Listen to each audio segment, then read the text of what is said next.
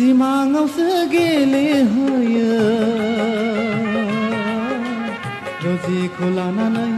उदां गोसोयै सिमाङावसो गेलेहोयो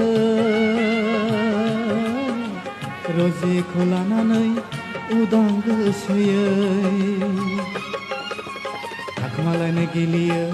मोखां फांथेनानै आवबाला लायो थाखोमालायनाय गेलेयो मोखां फांथेनानै आवबाला लायो बिबार बार गेवलां गेवथां बिरगोस्रि हाजोआव मा